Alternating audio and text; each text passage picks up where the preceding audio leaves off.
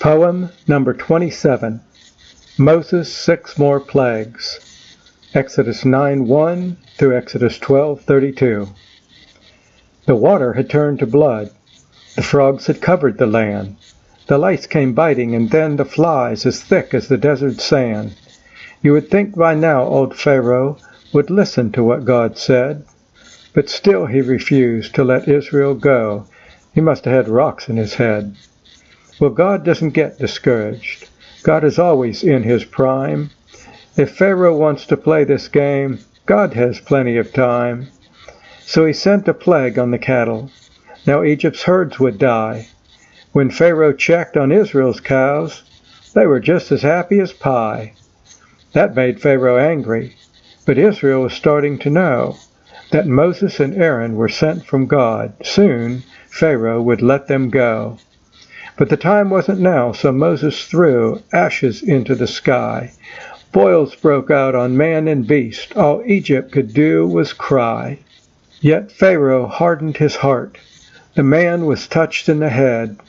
Moses warned without fail, tomorrow a hail will strike down everyone dead. So every man and beast outside without a shield. On the morrow they died, 'cause God never lied. The hail fell in the field.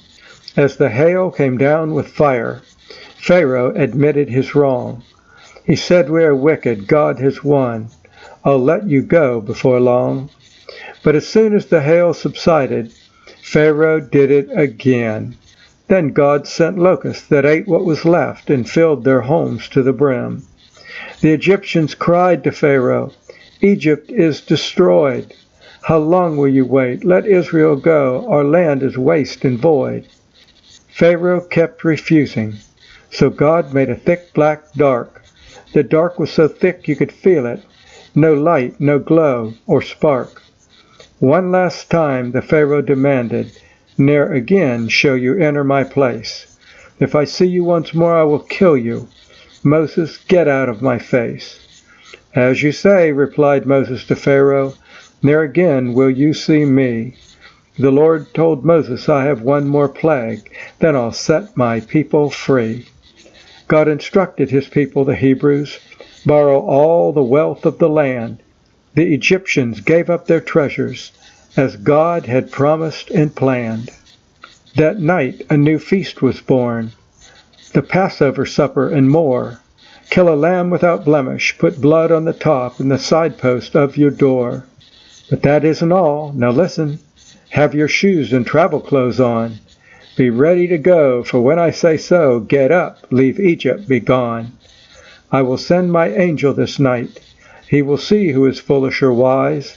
If the blood's on your door, he'll pass over. If not, the firstborn dies. That night was a great cry in Egypt. No house where a soul was not dead. All Egyptians and Pharaoh cried, "Moses, away! God is great. Please go," as he said.